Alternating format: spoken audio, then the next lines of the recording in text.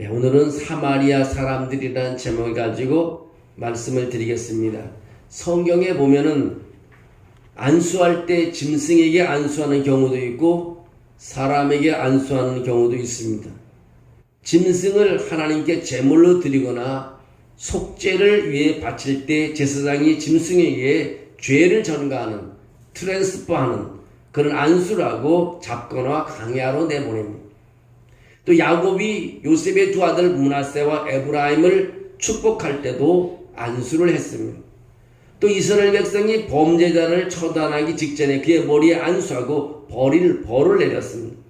또 레위 족속을 성별하거나 여호수아가 모세의 뒤를 이어서 리더가 되는 임직식 때도 안수를 했습니다. 주일에도 제가 말씀을 드렸습니다만 예수님께서도 어린 아이들을 축복하실 때 안수하셨습니다. 예수님께서는 어린이들을 껴안으시고 그들에게 손을 얹어서 축복하셨다고 말하고 있습니다. 또 병자들의 치유를 위해서도 안수하는 내용이 성경에 많이 나옵니다.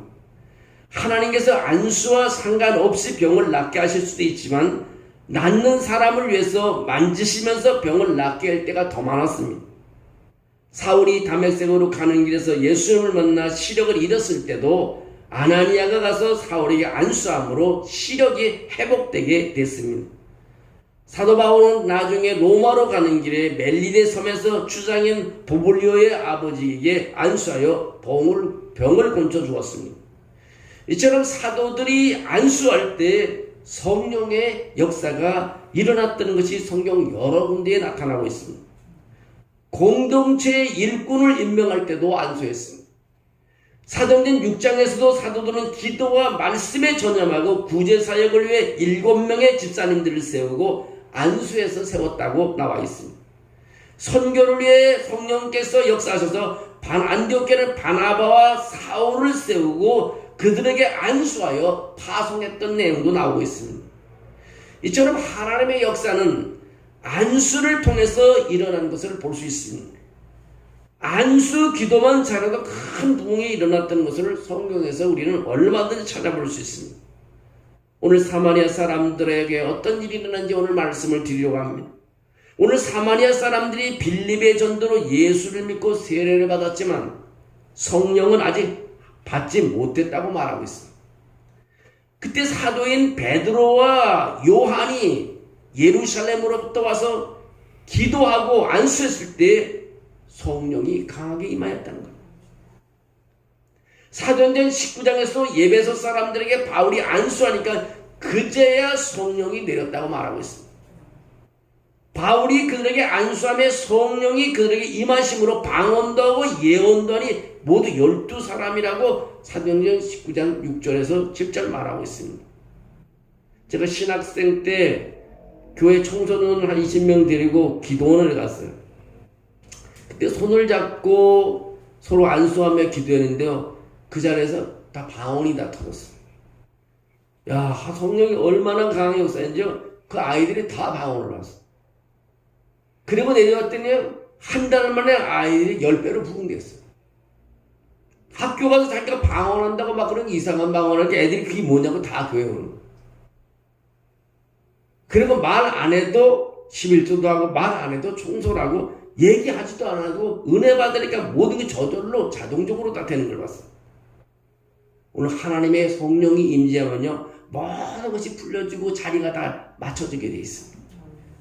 여러분 성령이 임재가 여러분의 가정을 살리고 여러분의 일생을 살리고 여러분의 회사를 살리는 줄로 믿습니다.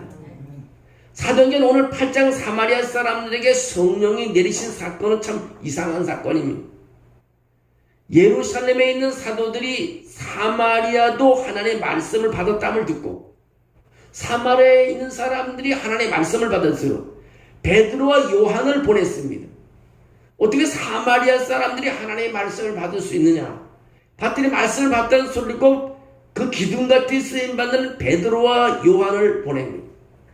그들이 내서 그들의 성령 받기를 기도했더니 이는 아직 한 사람에게도 성령 내리신 일이 없고 오직 주 예수 이름으로 세례만 받을 뿐이라고 14절 16절에 말하고 있습니다.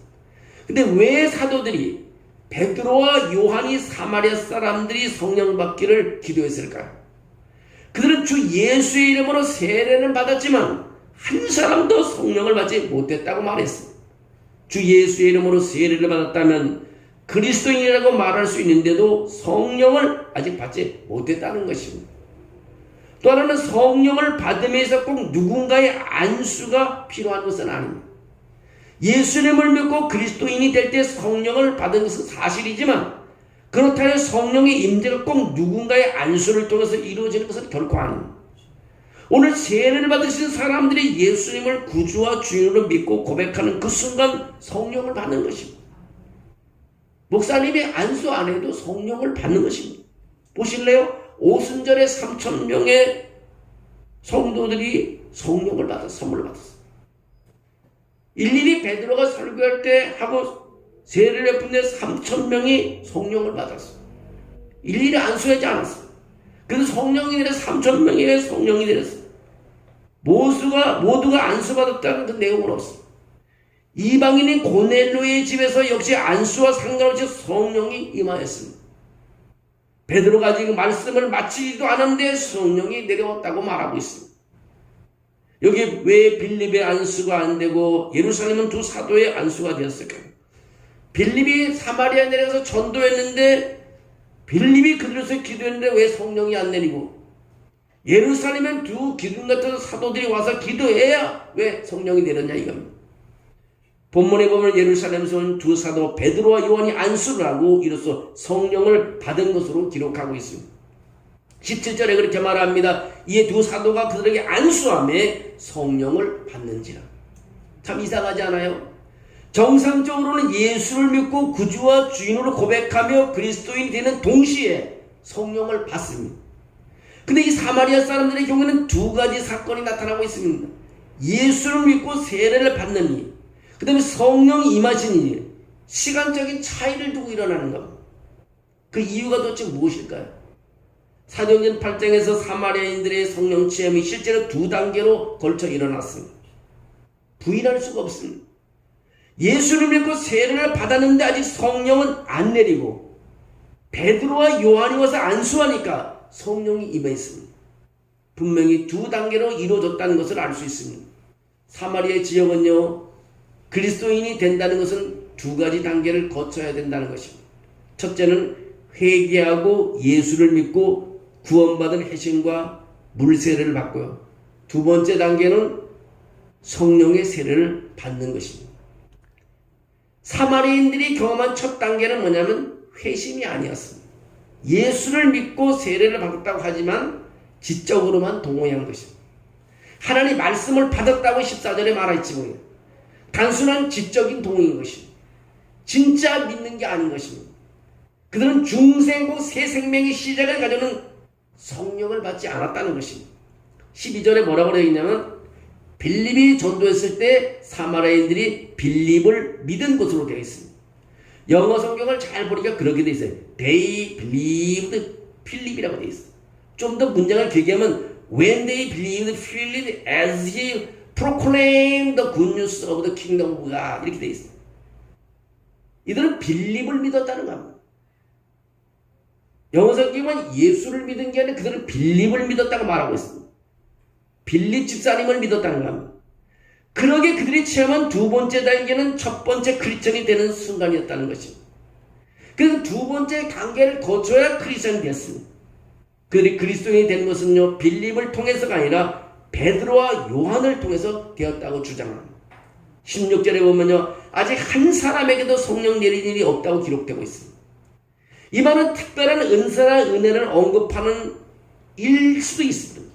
다른 한편 누가는 사마리아 사람들이 믿고 세례를 받았을 때 그들이 성령을 받았다고 말하지 않았고 두 사도들의 사역을 통해 최초의 성령을 선물로 받은 것으로 나타납니다. 좀 자세히 말하겠습니다. 누가는 첫 단계를 진정한 회심으로 두 번째 단계를 최초의 성령이 주은 것으로 그렇게 알려준 것으로 보입니다. 성경은요, 사마리아에서 두 단계에 걸쳐 그리스도인이 되는 단계가 일어났다고 보여주기 때문에 우리가 취할 수 있는 가장 좋은 설명은요, 이 사건이 교회 역사를 통틀어서 아주 예외적인 사건이었다는 것을 알 수 있습니다. 베드로의 첫 번째 설교가 사도행전 2장에 나오잖아요. 베드로 설교할 때 죄 사함과 성령의 선물은 하나님이 부르시는 사람들, 회개하고 믿고 세례받은 모든 사람에게 하나님이 내려주시는 선물이었다고 그렇게 말하고 있습니다. 회개하면은 그 다음에 성령을 부어주신다는 겁니다. 바울도 자신의 편지에서 베드로의 말을 뒷받침합니다. 하나님은 그분의 모든 자녀들에게 그분의 영, 성령을 주신다고 말씀하고 있습니다. 누구든지 그리스도의 영이 없으면 그리스도의 사람이 아니라고 말하고 있습니다. 사도행전을 기록한 누가는요, 이 같은 사도들의 가르침을 아주 잘 알고 있었습니다. 사도행전에 있다 보면 우리라는 말이 나오는 부분들이 많이 있습니다. 그 말은 이 글을 쓴 사람이 바로 바울과 동행하고 있었다는 것입니다. 그게 누구냐? 바로 누가라는 사람입니다. 몇 부분만 우리라고 나오지만 사실 누가는 대부분 바울과 동행했습니다. 사도행전은 사도행전에 나오는 베드로의 선포를 기록한 강사도가 바로 누가입니다. 그래서 누가가 성경을 두 권 기록하려면 누가복음을 누가가 썼고 그 다음에 성령의 감동을 받았었죠. 그 다음에 사도행전도 누가가 기록했습니다. 오늘 16절에 그 사마리아 사람들이 그리스도의 이름으로 세례만 받을 뿐이라고 표현한 것은 보면 사마리아 사람들이 성령을 아직 받지 못한 것으로 말하고 있습니다. 누가는 이때 예루살렘의 사도들이 사마리아에 무슨 일이 일어났는지를 검토해 보기 위해 2명의 기둥 같은 리더를 대표로 파견합니다. 오늘 14절입니다. 예루살렘에 있는 사도들이 사마리아도 하나님 말씀을 왔다함을 듣고 베드로와 요한을 보내매라고 말합니다. 근데 이런 일은 전례가 없는 것입니다. 사도들은 복음이 어떻게 전해지나 보자고 하면 일일이 다 쫓아가서 확인하지 않습니다. 사람들이 복음을 받아들인 다음 경우에 사도들이 가서 상황을 확인하거나 이미 이루어진 일에 대해서 그들이 추가로 가서 우리 허락을 받아야 한다고 말하는 적은 한 번도 없습니다. 그들은 사도행전 8장 첫 부분에 다른 그리스도인들은 스데반의 순교 후 교회에 대한 큰 박해 때문에 흩어져 복음을 전했을 때 흩어진 사람들을 쫓아다니며 제대로 전했는지 보자고 확인하는 것이 아닙니다. 다음 본문인 에디오피아 내시에 보면은 에디오피아 내시가 회심했을 때도 사도들이 쫓아와서 확인하거나 인정해 주지 않았습니다. 사도들이 지중해 이쪽 저쪽을 쫓아다니며 복음이 전해진지 확인하고 인정해 주었던 적이 없습니다. 복음이 제대로 전나 안 했나 확인하지 않았습니다. 그들은 왜 빌립의 사역을 면밀히 확인하고 확증해 주기 위해서 공식적인 사도 2명을 보냈을까요? 왜 빌립 집사가 복음을 전하는 사마리아는 예루살렘에서 기둥겉에 쓰이는 사도 2명을 보내가고 확인을 하나 이겁니다.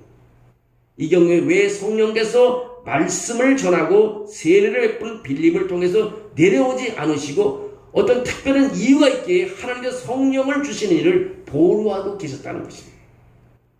왜 하나님께서는 성령을 내려오심을 보류하셨을까요?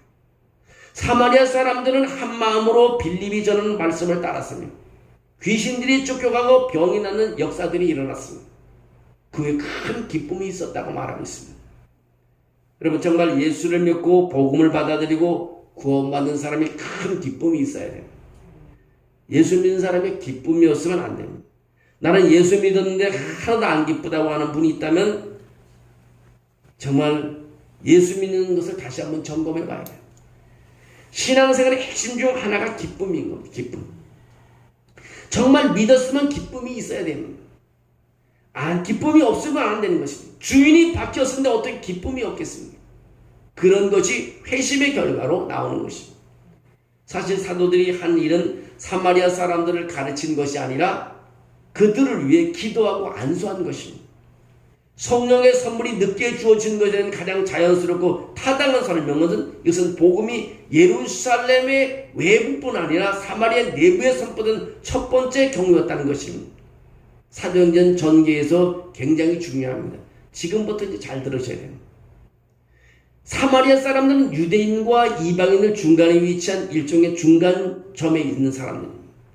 사마리아 사람들의 회심은 마치 이방인을 부르신 첫 열매가 되는 것 같습니다. 이들이 믿고 주님께 돌아오게 되니까 물꼬가 터져서요, 복음이 이방 지역으로 퍼져가는 첫 열매와 같은 것이 오늘 사마리아 지역의 예수 믿는 사람들입니다. 근데 그 당시에 사마리아인들과 유대인들의 관계가 어떠냐 이거죠. 종교적으로 정치적으로 이런 이유 때문에 서로 원수지간 상태입니다. 서로 상종하지 않았습니다. 특히 유대인들은 사마리아인들을 아주 경멸시하면서 개 돼지만도 못하게 취급을 했습니다. 바로 그런 상황에서 이제 사마리아 사람들이 예수님 믿고 교회가 세워졌는데 만약 사마리아 교회가 예루살렘 교회와 전혀 다른 상관없이 발전해 버린다면 교회의 하나됨이나 복음 전파와 세계 선교를 수행하는 관점에서 볼 때 질서 문제가 발생된다는 것을 하나님이 아셨던 것입니다. 그렇게 되면 사마리아 교회는 어떻게 되겠습니까? 예루살렘 교회가 올 때 사마리아 교회는 이단으로 정제될 가능성이 높다는 것이죠. 예루살렘 교회와 관계없이 사마리아 교회가 발전돼갑니다. 그러니까 하나님께서 성령 내리심을 잠깐 보류했던 것입니다. 그래서 예루살렘 교회가 기둥 같은 지도자 베드로와 요한을 파송해서 그들을 통해 안수했을 때 성령이 오셨고, 그래서 그때 사마리아 교회는 예루살렘 교회가 너희와 우리는 하나라고 인정해주는 교회가 됐다는 것입니다. 이것이 상하 관계라기보다는 너희의 믿음이 첫 믿음이다. 우리는 같은 주님을 믿는 한 형제자매다 라고 인정해주는 사건이 될 수 있었다는 것입니다. 그래서 하나님께서 기둥 곁에 쓰시는 베드로와 요한을 예루살렘에서 사마리아 지역에 보내서 바로 거기서 하나를 만들겠어. 당신들과 우리는 한 하나님이고 한 성령이요, 우리는 다른 종교가 아니라는 것을 증명해 주기 위해서 이렇게 됐다는 것입니다. 베드로와 요한이 한 일과 아주 비슷한 일은 이방인들이 가장 처음 믿었을 때 있었던 일입니다. 사도행전 11장에 보면 고넬료의 가정에 어떤 일이 났습니까? 고넬료가 회심했을 때 베드로를 초청해서 부흥회를 했습니다. 거기에 많은 사람이 개종을 하고 성령이 내리셨습니다. 시리아 지역에 있는 안디옥 교회에서도요, 헬라 사람들이 주님께 돌아왔을 때 예루살렘 교회는 신뢰할 만한 사람인 바나바를 보내게 됩니다. 이런 식으로 예루살렘 교회가 가서 돌봐주는 역사들이 있었던 것입니다. 예루살렘 교회가 좀 다르게 성장하게 되면 다른 그런 이단으로 취급되고 그 역사가 있어서 서로 하나가 될 수 없었다는 것을 이미 아셨던 것입니다. 이렇게 사마리아 사람들이 유대인과 원수처럼 지낸 것은 수세기 동안 지속된 것이었습니다. 근데 이제 사마리아 사람들이 놀랍게도 복음을 들고 복음에 반응하게 된 것입니다.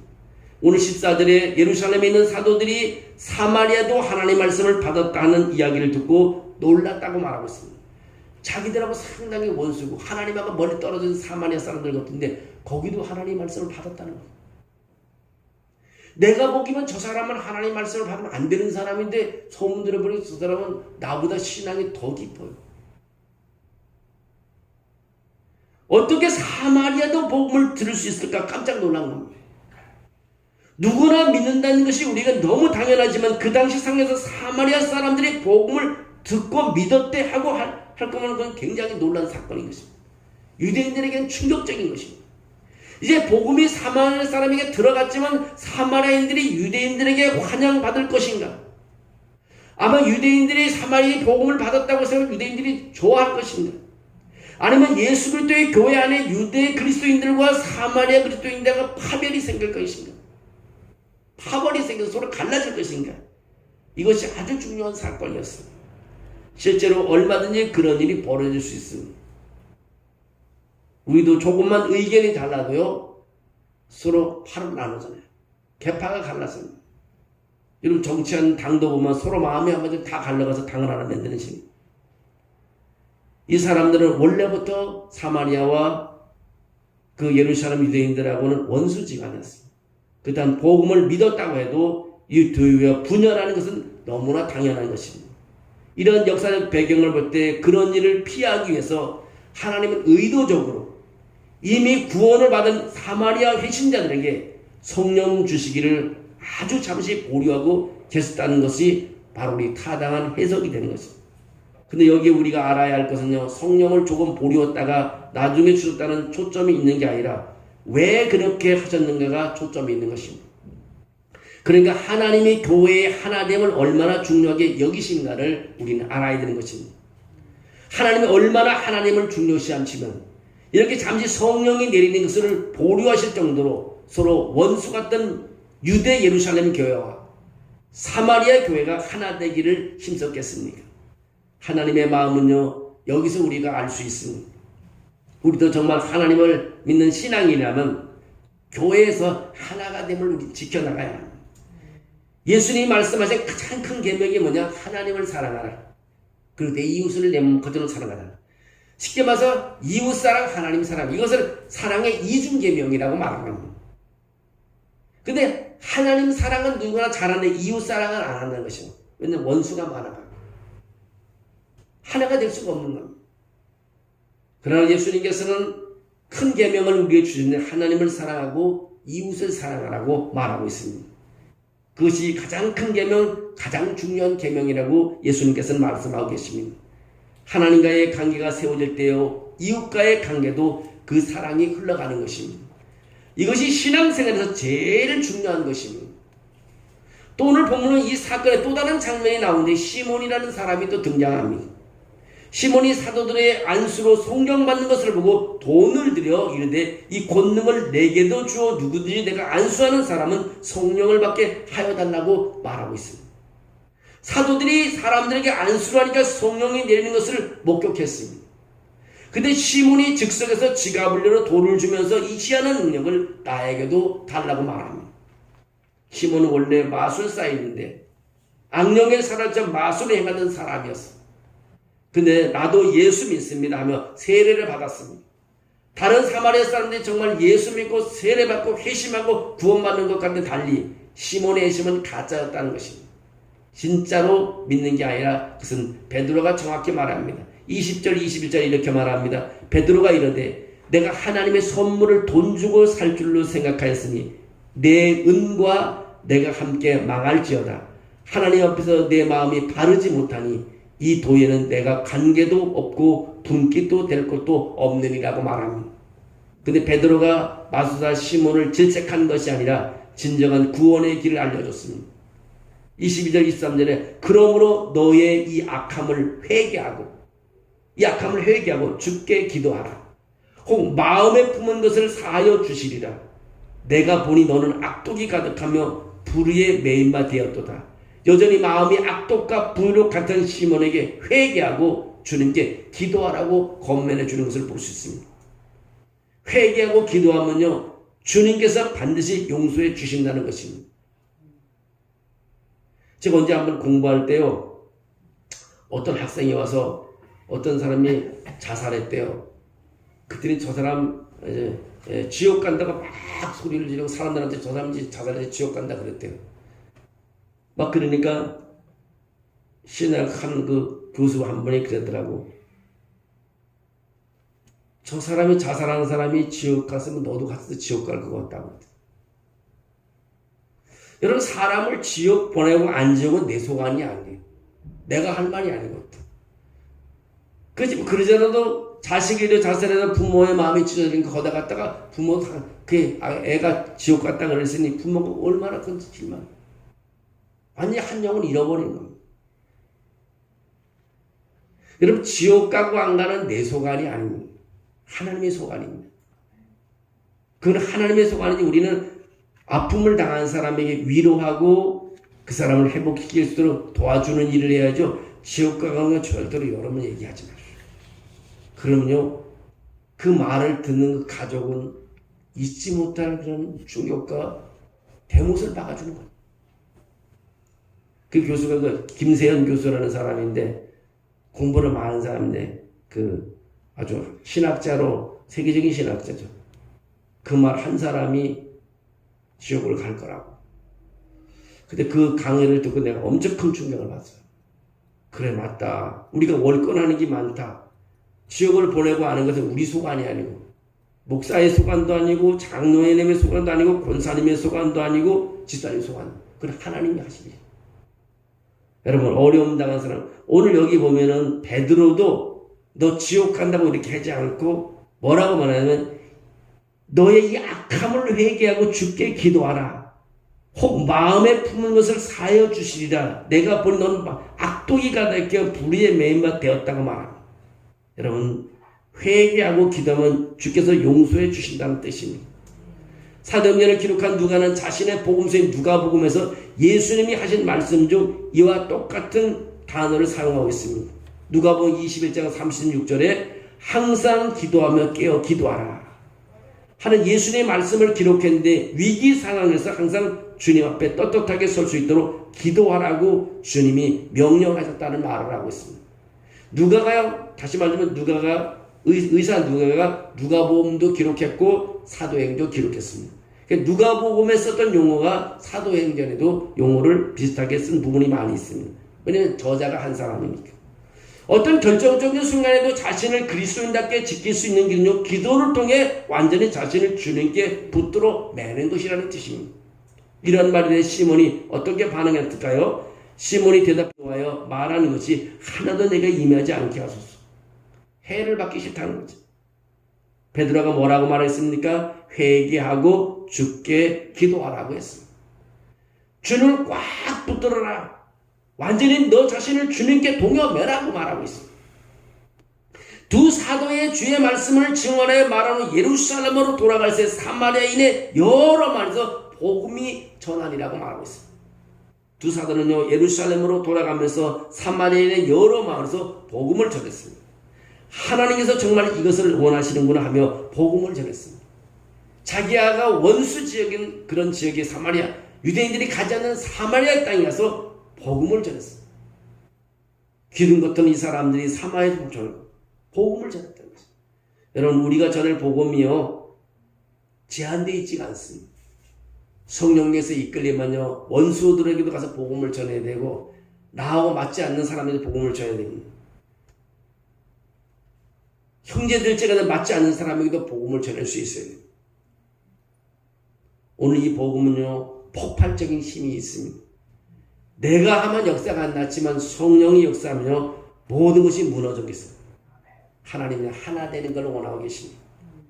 하나님은 갈라지는 걸 원치 않습니다. 성령 안에서 우리는 하나 되는 삶을 살아야 될 줄로 믿습니다. 오늘 우리 베드로와 요한이 사마리아에 저희 간 것은요, 그들에게 책망하러 간 것도 아니고, 그들을 성령이 있는지 확인하러 간 것이 아니라 그들과 하나를 묻기 위해서, 하나를 묻기 위해서 갈라지지 않고 하나를 묻기 위해서 간 것입니다. 우리가 신방을 가도요, 갔다 오면 하나가 돼야 되고, 신방 갔다 오는데 서로 갈라지면 안 됩니다. 우리가 예배를 같이 드려도 우리가 하나가 돼야 되는 거죠. 예배 드리고 나갈 때는 서로 갈라서는 안 됩니다. 우리 교회는 규모가 작으니까 전혀 그런 거 없지만, 큰 교회들이 가보면요, 보기 싫은 사람이 2층에 앉아있으면 1층에 가서 예배 드리고요, 딱 먼저 가서 나하고 싫은 사람 밑에 있으면 2층에 가서 예배 드리는 것을 말합니다. 직접 와서 얘기해요. 저 사람 보기 싫어서 2층으로 간다고. 근데 어느 날 하나님의 성령이 임해서 회개해서 다시 하고, 그동안 내가 잘못했겠다고 같이 지내자고 악수하고 밥도 같이 먹는 것도 본 일도 많이 있는데요. 어쨌든 성령 안에서 우리는 하나 되는 삶을 살아야 될 줄로 믿습니다. 우리 교회가 하나 되게 되면요, 더 큰 힘을 발휘할 수 있습니다. 혼자 하는 일도 2명이 하고요, 혼자 기도할 때 2명이 기도하고요, 3명이 기도하면 더 큰 폭발적인 역사가 일어나고, 하나님 성령의 역사가 일어날 때 하나님의 복음은 더 넘쳐서 흘러나갈 수 있을 줄로 믿습니다. 무엇보다 우리 성령의 임재를 우리는 기도해야 됩니다. 정말 우리 모두가 여러분 성령 다 받았습니다. 그 은혜 충만을 사람들에게 내보낼 수 있도록 여러분의 은혜 받은 체험을 알릴 수 있도록 사역을 감당해야 될 줄로 믿습니다. 오늘 사마리아의 하나님 말씀을 받아들이지 않고 성령이 임하지 않을 것 같았지만, 그건 사람 생각이었고, 하나님께서는 빌립을 통해서 사마리아에게 말씀을 받게 하고, 베드로와 요한을 통해서 안수함으로 성령까지 부어줬습니다. 그러니까 사마리아 제가 전체가 복음이 확산되는 모습을 볼 수 있습니다. 여러분, 어느 지역이든 하나님의 역사는요, 어느 지역이든 제한된 지역이 없습니다. 하나님은 역사는 어디든지 일어납니다. 여러분 직장에서도 일어나고, 가정에서도 일어나고, 여러분 개인에게도 일어나고, 자녀에게도 일어납니다. 끊임없이 기도하십시오. 자녀의 이름을 교회 와서 큰 소리로 부르십시오. 하나님이 그 자녀를 붙잡아 줄 줄로 믿습니다. 눈물 흘리는 사람들이 있습니까? 눈물을 거둬달라고 여러분 소리 지르십시오. 하나님께서는 다 듣고 계십니다. 그리고 하나님께서는 도와주시는 하나님이시지 우리는 안 되게 하나님이 아니라는 사실을 믿으시기를 주의 이름으로 축원합니다. 사랑이 많으신 하나님 감사합니다. 믿음으로 여기까지 불러주심을 감사합니다. 우리는 때로 하나님이여 몸이 아프고 때로는 사람들과 갈등이 있고 때로는 아버지와 우리가 제한된 지역에서 가지 못하는 지역도 있습니다. 오늘 내가 성령의 충만함을 받고 그런 모든 것을 해결해 나갈 수 있는 하나님의 사람이 되도록 도와주시옵소서. 주님의 영이 우리와 함께 할 줄로 믿습니다. 축복해 주시옵소서.